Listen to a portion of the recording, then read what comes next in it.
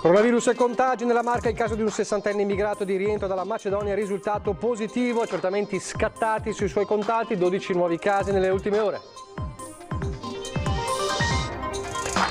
Maxi rissa in piazza a Montebelluna, protagonisti ragazzi tra i 15 e i 18 anni, tutti ubriachi, 8 denunciati, la violenza scatenata da un giro in scooter negato. Viene spinto a terra durante una banale lite, batte la testa e muore dopo poche ore in ospedale. Tragedia a Villorba, dove si indaga sulla morte di Giovanni Gagno, ottantenne molto amato in paese. Stamane a Treviso i funerali di Dino De Poli in forma strettamente privata per volere della famiglia. Poco più di una decina di persone a dare l'addio a uno degli uomini che ha cambiato la città. Contributi straordinari per gli enti impoveriti dall'emergenza Covid, l'annuncio del sottosegretario Variati, da Roma nuova tranche per il Veneto, quasi 25 milioni ai comuni della Marca, 5 a Treviso. Attacco shock del lupo a Borgo Valbelluna, a pochi passi dalle case, 2 asini sbranati vivi, il torrente dove sono stati spinti gli animali è diventato rosso sangue, la rabbia degli allevatori. Il pianoforte della campionessa di volley Saranzanello, scomparsa 2 anni fa per una malattia, è stato donato dai genitori al comune di Ponte di Piave. Telespettatori di Antena 3, buonasera e ben ritrovati. L'edizione trevigiana dunque dei nostri telegiornali e dunque in primo piano ancora i contagi del coronavirus. Allora andiamo subito a vedere il bollettino serale dell'azienda Zero, che va quindi a sommarsi a quello della mattina che vi abbiamo fornito durante l'edizione straordinaria con Ferdinando Avarino. Questo, le ultime ore vedono un caso di 12 contagi nel Veneto in totale in tutta la regione, facendo salire dunque a 19.771 i casi positivi dall'inizio dell'emergenza, i casi attualmente positivi 695, 2064 il numero totale dei deceduti tra case di riposo e ospedali, 17.012 i negativizzati virologici. Non ci sono, come vedete nella tabella a destra, decessi da segnalare nelle ultime ore. Dicevamo 12 in tutto il Veneto nelle ultime ore. Nella Marca trevigiana si sommano i casi di oggi, di stamattina, e quelli della sera, e tra i casi che vengono registrati nella Marca trevigiana c'è anche quello di un sessantenne macedone che tornava proprio dall'area balcanica. Ne ha parlato oggi il direttore generale dell'ULSS 2 Marca trevigiana, Francesco Benazzi. Questo virus è sicuramente insidioso, prova ne sia che al pronto soccorso in Montebelluna ieri è arrivata una persona macedone che abbiamo trovato positiva. Adesso stiamo ovviamente facendo tutte le valutazioni del caso con i suoi contatti eccetera, sta facendo la dottoressa Pupo col servizio di igiene pubblica. E al sessantenne macedone nella giornata odierna si è sommata anche un'italiana. 2 pazienti ora ricoverati al reparto infettivi del Cafoncello. A loro vanno sommati altri 11 casi positivi al test, alcuni asintomatici o con lievi segni della malattia. I numeri sono implacabili nel sottolineare come la Marca sia, con 487 casi, al terzo posto in Veneto per soggetti in isolamento domiciliare, di cui 8 che hanno manifestato i sintomi che hanno permesso di identificare i 2 contagiati di ieri al Cafoncello. Queste 2 persone che lavorano per noi, un tecnico dell'anatomia patologica e un tecnico della microbiologia diretta dal dottor Rigori, fortunatamente molto sensibili alle sensazioni del loro corpo, siccome sapevano di avere un po' una febbre, sono arrivati, sono stati tamponati subito e isolati. Poi col tampone rapido nel giro di 20 minuti avevamo l'esito, sono stati fatti i tamponi a tutti gli operatori dell'anatomia patologica e a tutti gli operatori in microbiologia, e mi preme dire tutti negativi. 65 tamponi in totale, mentre l'indagine ha permesso di identificare come i 2 tecnici siano stati infettati da una vicina di casa immediatamente sottoposta a test e posta in quarantena. Contagi che con il caso del macedone di Montebelluna impongono maggiori controlli a chi proviene dall'estero, anche se trevigiani di rientro da una vacanza. Queste le indicazioni ai cittadini. Medico di famiglia, la sentinella nel territorio, chiamate il vostro medico di famiglia, esponete a lui dove siete stati, lui deciderà ovviamente in base alle vostre anche sensazioni fisiche oppure le zone dove siete state, deciderà se farvi fare il tampone o meno, oppure telefonate al settore igiene pubblica. E mentre il ministro Roberto Speranza ha annunciato oggi di aver firmato una nuova ordinanza che dispone la quarantena per i cittadini che negli ultimi 14 giorni abbiano soggiornato in Romania e in Bulgaria, quindi una stretta appunto per chi ritorna da Bulgaria e Romania, da questi due paesi, annunciata oggi dal ministro Speranza, e mentre appunto l'Istituto Superiore di Sanità parla di focolai da attenzionare in tutta Italia e un'età media che è scesa come colpiti, come casi positivi a 40 anni. A proposito di rientri dall'estero, di ritorni dall'estero o di arrivi dall'estero, c'è sempre la questione della gestione dei migranti che tiene banco. Oggi nuovo appello da parte del governatore del Veneto a Roma con un perentorio fermate gli arrivi e gli sbarchi. Zaia era a Sacile oggi a visitare un nuovo stabilimento nel Friuli Venezia Giulia della storica Garbellotto, storica azienda di botti di Conegliano. Lo sentiamo le parole di Zaia e il suo appello a Roma. Bisogna bloccare questi arrivi perché altrimenti al tema della gestione, che è già un tema importante e impossibile ormai da affrontare, di tutti questi migranti, abbiamo anche il problema della sanità che è ancora più grave. Incide sulla stagione turistica questa situazione?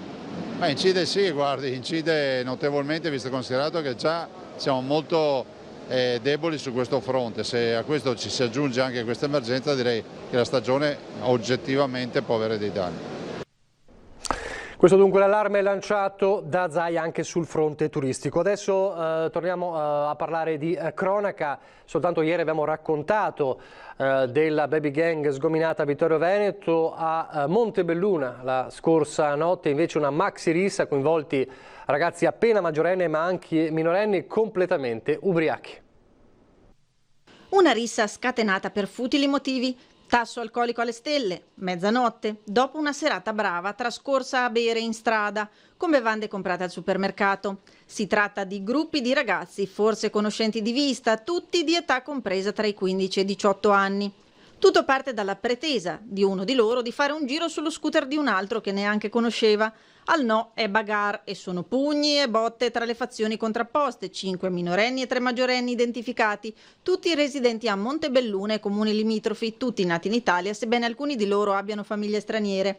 Una scazzottata in piena regola, un parapiglia che si consuma in piazza Petrarca sotto gli occhi degli uomini dell'Arma, che erano in macchina a 50 metri e che fortunatamente si gettano nella mischia e riescono ad intervenire immediatamente, fermarli e scongiurare il peggio. Un caos tale che oltre agli uomini del nucleo radiomobile arrivano in ausilio equipaggi della stazione di Nervesa e Crocetta. Che si tratti di dissapori tra fazioni al momento non è ancora chiaro. Vero è che l'alcol ha fatto la sua parte, era in corso la serata dello shopping by night e loro erano già stati allontanati da un barista in zona.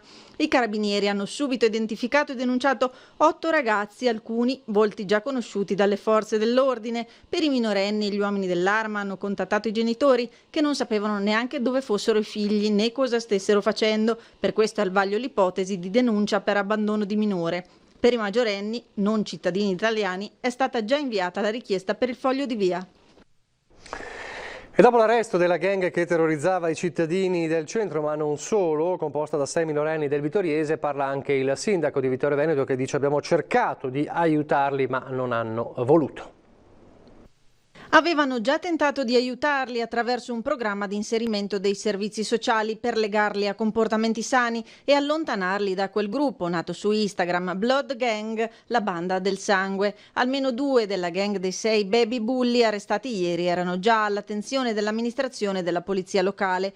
Immigrati di seconda generazione, studenti tra 16 e 17 anni, residenti a Vittorio Veneto e comuni limitrofi, da tempo imperversavano nel centro cittadino, terrorizzando i coetanei con calci, pugni, estorcevano loro denaro, rubavano oggetti di valore, a chi una collanina d'oro, a chi pochi euro. Ma non si tratta di quantità, una decina gli episodi accertati dall'Arma, bensì di un modus operandi volto a creare terrore e dominare porzioni di territorio che consideravano di loro proprietà. Abbiamo cercato di gestirla con i nostri servizi sociali, con la nostra polizia locale, però era una situazione così difficile che effettivamente non si poteva gestire con le nostre sole forze. Ne parla in termini di sconfitta della società il sindaco, nonostante plauda al successo in termini di rispetto della giustizia, visto che la banda era tra le principali criticità del territorio e il gruppo social era una bandiera per loro dove si fotografavano vantandosi dei loro atti illeciti. A non poterne più della situazione anche i negozianti che più volte avevano segnalato l'insostenibilità della situazione, subivano minacce quotidiane, sputi, calci alle vetrine e la beffa di risposte volgari e sfrontate di chi, perché minorenne, crede di poter restare impunito. Anche gli anziani che passavano sotto la loro, per così dire, giurisdizione territoriale erano presi di mira.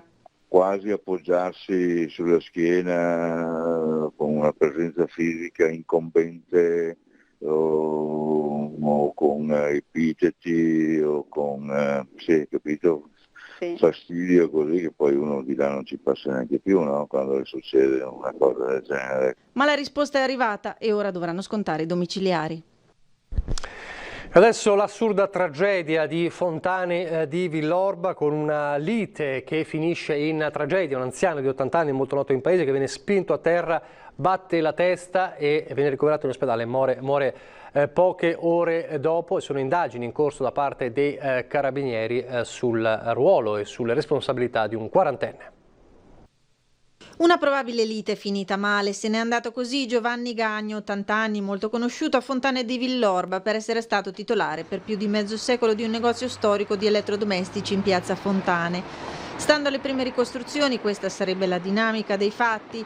Ieri, una mattinata di lavoro in casa, gli operai arrivati per installare il condizionatore della famiglia Gagno, quando ad intralciarli arriva un uomo approssimativamente sui 40 anni che sbarra la strada bloccando il furgoncino. La moglie di Gagno interviene subito a vedere che succede, ma viene spintonata dall'uomo. Per fortuna se la cava con qualche scoriazione. Ad avere la peggio invece il marito, che esce per difenderla, ma viene anche lui spintonato e cade battendo la testa. A soccorrerlo gli uomini del SUEM, ma per Gagno non c'è stato nulla da fare. Al momento sono in corso le indagini per accertare responsabilità e il movente di una vicenda dai contorni ancora sfumati. Intanto il sindaco di Villorba, Marco Serena, si unisce al dolore dei familiari. Era una persona di casa, notissimo in paese.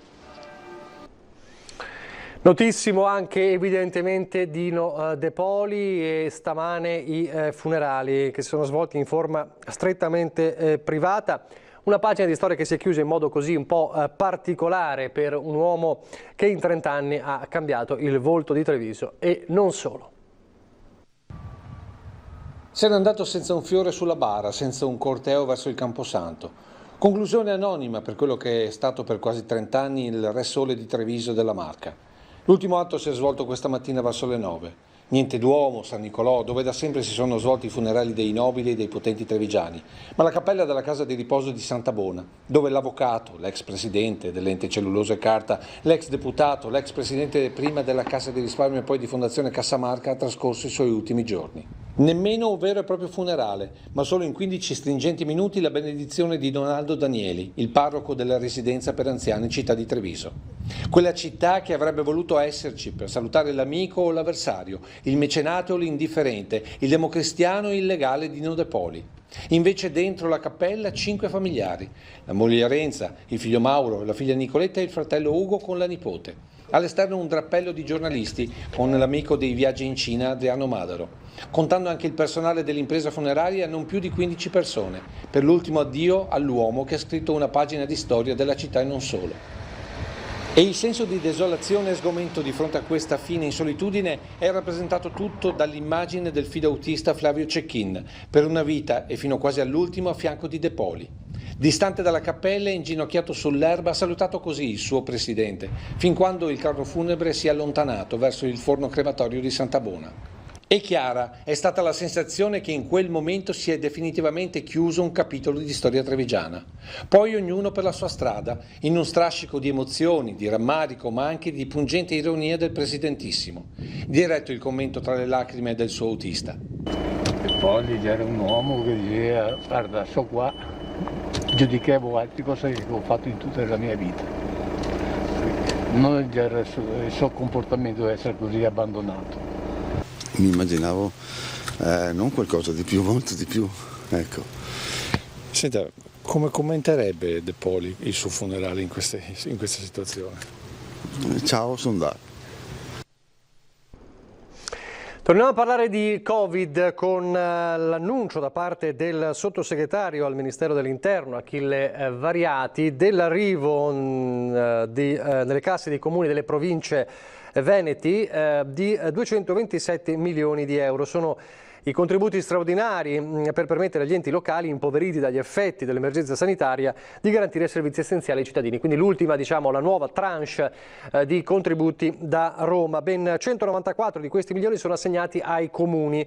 Ebbene, 26,2 sono i contributi, 26,2 milioni per i comuni della Marca Trevigiana, al terzo posto dopo i 59 milioni della provincia di Venezia e i 38 milioni dei comuni delle province veronese.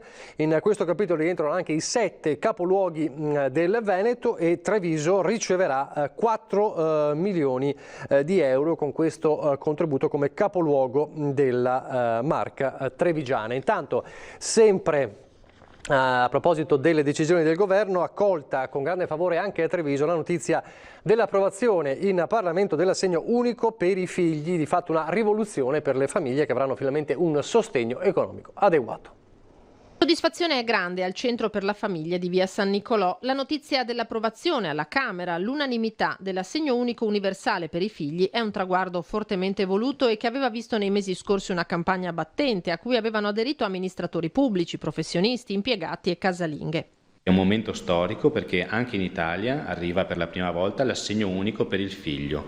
Questo è un grande cambiamento perché riconosce nei figli un bene di tutti quanti, non solo per la famiglia, e quindi assicura alle famiglie, per il loro compito di educazione, di far crescere i figli, un assegno stabile e ordinato per tutta l'età giovanile, fino al 18° anno di età, che andrà tra i 150 e i 250 euro. Questa è una grande sicurezza perché sappiamo che un figlio costa mediamente circa 130.000 euro da 0 a 18 anni e quindi avere questo piccolo supporto è già un segno di stima e di accompagnamento alle famiglie. Basta richieste di buoni o assegni, spesso complesse, di cui non tutti sapevano. Dal 2021 i ruoli tra Stato e famiglie si ribalteranno. Come famiglie e come associazioni familiari eravamo stufi di dover rincorrere dei piccoli buoni, delle piccole regalie. Adesso entrerà a regime questo sistema da gennaio 2021 per cui ogni figlio avrà titolo a questo bonus mensile che non dovrà essere richiesto ma arriverà automaticamente. Un provvedimento vitale per ridare slancio alla natalità in drammatica flessione, come hanno ribadito i dati Istat relativi al 2019 presentati nei giorni scorsi.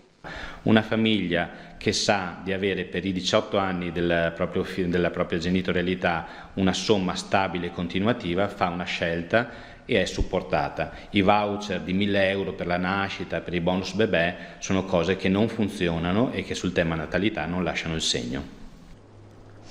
Torniamo alla cronaca. Nel tardo pomeriggio di oggi a Castelfranco una pensionata di 90 anni in sella alla propria bicicletta è stata avvicinata da un giovane a piedi che ha afferrato con violenza la collana per appunto strappargliela. La novantenne ha resistito e ha fatto anche scappare il malvivente, però ovviamente la povera anziana è scivolata a terra provocandosi una lieve contusione alla gamba destra, prontamente medicata dai sanitari del pronto soccorso del locale ospedale. Sul posto per le indagini i carabinieri della stazione di Castelfranco Veneto.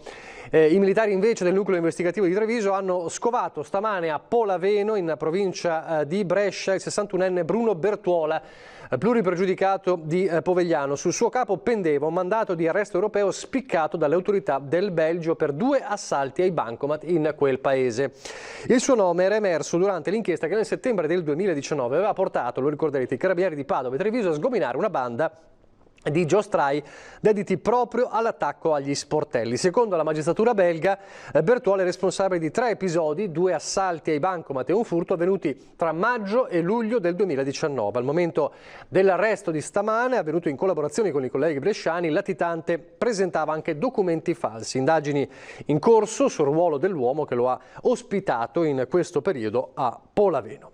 A proposito di sicurezza, il luogotenente Gennaro Schirone è il nuovo comandante della stazione dei Carabinieri di Treviso.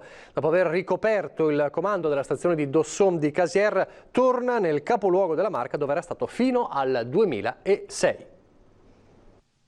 Cambio al vertice della stazione dei Carabinieri di Treviso. Il nuovo comandante è il luogotenente Gennaro Schirone, 54enne, originario di Bari, sposato e padre di 2 figli, torna a Treviso, dove aveva già ricoperto vari incarichi operativi e investigativi tra il 92 e il 2006. Un rientro spezzato da 14 anni al comando della caserma di Dosson di Casier, impegnato nella delicatissima missione dell'accoglienza dei profughi alla Serena. Ricordo perfettamente l'esigenza sorta alcuni anni fa circa la sistemazione, la gestione dell'hub dell'ex caserma Serena a confine con il comune di Casier. È stato oneroso e difficoltoso dover gestire coloro i quali sono stati ospitati e soddisfare le esigenze dei cittadini che chiedevano ovviamente sicurezza e tranquillità per questi nuovi arrivi. Tra le città dove ha prestato servizio compaiono Udine, Trieste, Rovigo, Padova, una passione e un impegno, quelli per l'Arma, nati da giovanissimo a 19 anni. Oggi torna nel capoluogo della Marca con l'obiettivo di rinsaldare ancora di più il legame di fiducia che unisce i trevigiani agli uomini dell'Arma. Il mio impegno è quello di far sì che gli uomini e le donne della stazione Carabinieri di Treviso siano sempre più vicini alla cittadinanza. Pochi istanti di pubblicità, poi ancora il telegiornale di Treviso, parleremo anche del tempo.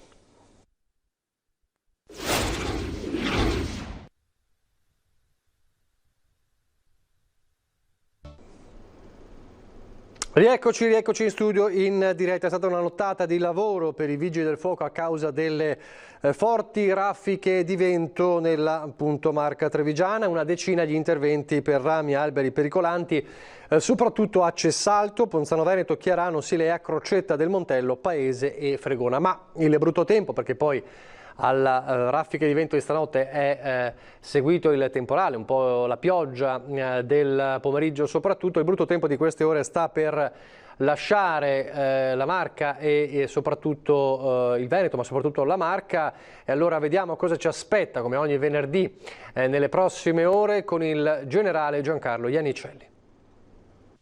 Continua il disturbo di impulsi di aria instabile da nord che interessano le nostre zone. Questi impulsi hanno via libera grazie a un anticiclone ancora debole che però si andrà rinforzando, quindi le notizie sono buone. Abbiamo visto oggi qualche temporale, ma dovrebbe durare già questa serata. Terminerà e quindi già da domani prevediamo un po' su tutte le nostre zone un sereno diffuso, un po' di attività di cumuli nel pomeriggio, così pure per domenica, ma è una situazione grazie al rinforzo dell'anticiclone che dovrebbe accompagnarci con tempo stabile per gran parte della prossima settimana. Poi verso fine un piccolo peggioramento e ancora tempo buono, quindi un periodo tipico dell'estate che rispetterà, diciamo, il tempo estivo, il tempo soleggiato. Per quanto riguarda i venti ancora sono dei quadranti settentrionali molto deboli o qualche rinforzo ancora per qualche temporale residuo. Le temporali che poi interesseranno purtroppo anche i prossimi giorni, ma soprattutto la pedemontana, ecco, questi impulsi si scaricheranno lì. Le temperature in questi 2 giorni, le minime 16-18 gradi, le massime vicine ai 30 per domani e poi oltre i 30. La prossima settimana un'ondata proprio di caldo, l'anticiclone anche africano si rimonta e quindi temperature 33-34 gradi. L'Alto Adriatico per questi 2 giorni da poco mosso a localmente mosso. È tutto. Prossima settimana dunque ritorna il caldo africano, adesso invece a Ponte di Piave con il pianoforte della indimenticata campionessa di volley Sara Anzanello, donato dai genitori della campionessa proprio al comune. Sara Anzanello sarà ricordata anche attraverso il suo pianoforte, donato dai genitori al comune di Ponte di Piave, uno strumento tanto caro all'azzurra, campionessa del mondo di volley a Berlino 2002, scomparsa 2 anni fa dopo aver lottato contro una terribile malattia. Strumento che sarà ospitato nell'atrio del comune di Ponte di Piave in forma permanente per metterlo a disposizione della cittadinanza. I genitori, Nicoletta e Walter, si privano di un frammento affettivo per lanciare un messaggio positivo ai giovani. Ci ho pensato tanto al suo pianoforte e avevo pensato di regalarlo a qualcuno che ne aveva bisogno. Poi secondo me la scelta di regalarlo al comune di Ponte di Piave è stata la scelta più giusta. Sara ne sarà felice. Sara ha cominciato che aveva 6 anni e ero talmente entusiasta di andare a scuola di musica e pianoforte che a 7 anni in bicicletta andava da Faia verso da sola pur di andare a scuola di pianoforte. E il pianoforte non è l'unica iniziativa accolta dal Comune in memoria di Sara. Si è svolta il mese scorso la cerimonia di consegna delle borse di studio a lei intitolate, rivolte ai ragazzi della secondaria di primo grado. Ringrazio i genitori di Sara, davvero Walter e Nicoletta, e anche il compagno di Sara Walter, proprio perché hanno voluto questa testimonianza qui nella casa di tutti quanti i cittadini, assieme ai nostri collaboratori dell'amministrazione comunale, ma soprattutto perché questo è anche un messaggio che va ai ragazzi. Infatti ci sono anche le 2 borse di studio che rappresentano Sara con il suo sorriso e col suo essere vicino, quindi un messaggio anche ai ragazzi di avere coraggio, di avere forza nella vita, che si può cadere ma ci si deve rialzare più forti di prima. Una cerimonia che si riassume con una citazione dal monologo Novecento di Baricco che campeggia nel poster di Sara. 88 sono i tasti di un piano, non sono infiniti loro. Tu sei infinito e dentro quei tasti è infinita la musica che puoi suonare. E forse è proprio questo l'augurio dei genitori di Sara, che la musica per ricordarla sia e resti infinita.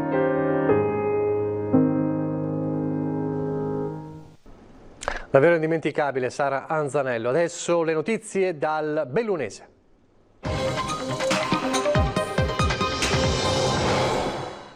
E torniamo a parlare dell'allarme lupo, una vera e propria mattanza in pieno giorno e a ridosso del centro abitato. L'attacco del lupo questa mattina a Lentiai, dove degli asini sono stati fatti uscire da una recinzione dai lupi e poi sbranati vivi, la rabbia degli allevatori. E quando sono arrivato giù c'era l'asina in piedi che soffriva tremendamente, gravida tra l'altro, e niente, una brutta scena che non auguro a nessuno e mi auguro che non succeda a qualcuno di noi, qualche umano. È un racconto drammatico quello di Mauro Tieppo, allevatore a Stabie, frazione sopra Lentiai, dove in pieno giorno e a poche decine di metri dalle case è andato in scena l'orrore. Sarà forse il ciclo della natura, ma di certo il lupo ha colpito ancora e con una ferocia inedita. Sono le 6 del mattino quando un anziano del posto si reca nel recinto dove si trovano i suoi 2 asini, un maschio e una femmina. Dà loro del pane e va in paese a fare delle commissioni. Alle 10 ritorna ma non li trova più. Chiede così aiuto al vicino di casa, Mauro Tieppo. I 2 asini sono spariti e la recinzione è squarciata. Gli animali, scopre Tieppo qualche minuto dopo, si trovano nel torrente di una scarpata poco distante. L'acqua è rossa, la scena è sconvolgente, il maschio sbranato per intero, la femmina ferita in modo grave nella parte posteriore agonizzante, verrà battuta poco dopo. Sul posto le guardie provinciali e anche i vigili del fuoco, ma è solo l'ultimo episodio di una serie. Poi lunedì c'è stato un altro reazione, un'asina a 30 metri da una casa e altre 3 pecore in mia proprietà, sempre su un recinto, e basta, che dire. Questo non è il sistema secondo me. Lo stesso copione nelle ultime ore è andato in scena anche a Cornei in Alpago, dove sono state colpite delle pecore. È stata riaperta nel primo pomeriggio di oggi la strada 48 delle Dolomiti tra Cortina e Dobbiaco. Ieri sera, poco prima delle 23, era infatti straripato a causa del maltempo il torrente Rio Gere, che aveva riversato in strada terra e pietrisco. Sul posto il personale di Veneto Strade e i vigili del fuoco che hanno lavorato per tutta la notte, come documentato anche nelle foto dei pompieri e di Marco Di Bona. Quello di Rio Gere è un tratto tristemente noto, come ricorderete 2 anni fa una frana nello stesso posto costò la vita a una donna di Alverà. Rimaniamo a Cortina però per parlare di una bella notizia. Diventa papà uno dei simboli della Conca, il super campione Cristian Ghedina, che oggi lo ha confermato anche nel corso della nostra diretta in edizione straordinaria. Sul posto c'era Cristian Arboit insieme a Alessandro Sogno e in studio il nostro Ferdinando Avarino. Allora sentiamo la sua emozione ai nostri microfoni. Anche io casato, insomma, è una cosa che cercavamo, un bambino, insomma, lo cercavamo già da un po' con la mia ragazza, e finalmente adesso, anche se io non ho voluto fare tanta propaganda, dopo è venuto in un periodo un po' particolare, perché dopo i primi 3 mesi sono sempre un po' delicati, è meglio stare un po' tranquilli e non dire niente, no? Dopo i 3 mesi sono capitati proprio giusti quando è stato bloccato tutto nel lockdown, quindi 3 mesi tutti chiusi in casa, nessuno, intanto la pancia è lievitata, sono passati, aveva già 6 mesi e mezzo, e la mia ragazza, e lì alla fine abbiamo dovuto dirlo perché non lo potevi più nascondere, perché la pancia c'è, adesso manca un mesetto, il termine è fine agosto, e quindi sono contento, siamo contenti, sia io che la Patti, la mia ragazza, di diventare genitori. È difficile una discesa libera, Kitzbühel, una discesa libera, o il fatto di diventare papà? Kitzbühel era il mio mestiere, anche se la pista più difficile, considerata la pista più difficile del mondo, era il mio mestiere, lo facevo, e c'è sempre una grande tensione prima di arrivare là. Prima di fare la gara, è una pista impegnativa dove in partenza non c'è nessuno che scherza, e quindi c'è preoccupazione per tutti. Questa qua è la mia prima esperienza di genitore, quindi c'è molta tensione, molta preoccupazione, però è una cosa che tutti quanti, la natura porta a diventare genitori, padri, e quindi insomma non penso che ci siano problemi, e sarà un gran bel evento per noi soprattutto, e ci godremo al meglio questo bambino. Complimenti dunque al campionissimo Christian Guedin. L'artista di strada Giaco, nome d'arte di Manuel Giacometti, ha concluso la sua opera realizzata a Roccapietore nell'ambito del progetto e distribuzione per la montagna, che ha coinvolto 4 edifici dell'azienda in Veneto e Friuli Venezia Giulia, che ha tratto lo spunto dalla tempesta Vaia del 28 ottobre 2018. Sulla cabina elettrica di Saviner, una struttura industriale snodo per la fornitura di energia elettrica della zona, Giaco ha infatti realizzato un affresco intitolato Energy of Love, che vediamo nelle immagini, nel quale ha voluto trasporre il proprio amore per il territorio. Su 2 pareti sono illustrati un bambino e una bambina uniti da una collana di pini, elemento tipico del bellunese che rappresenta la forza per un impegno comune per vivere e realizzare un mondo migliore. Queste le parole di Manuel Giacometti, in arte Giaco.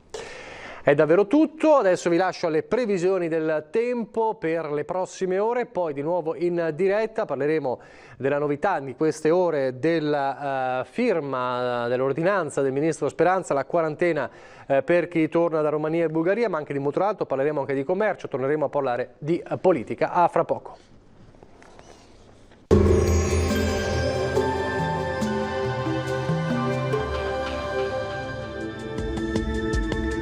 Bentrovati al meteo. Dopo un breve passaggio instabile, la pressione atmosferica torna ad aumentare. Sarà un sabato più asciutto. Il dettaglio del 25 luglio.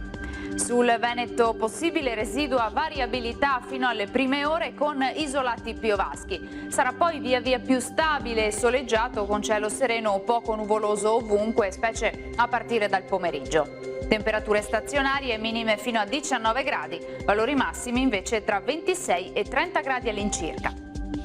Ci spostiamo ora sul Friuli Venezia Giulia, inizialmente anche qui non si escludono degli acquazzoni, ampio soleggiamento invece con il passare delle ore. Temperature minime tra 18 e 20 gradi, massime sui 26-28 gradi all'incirca. Infine uno sguardo alla situazione del Trentino Alto Adige. Isolati rovesci sui confini alpini, a seguire tanto sole e cielo al massimo poco nuvoloso. Temperature minime sui 16 gradi, massime fino a 30 gradi. Dal meteo di Antena 3 per ora è tutto, grazie per l'attenzione e arrivederci.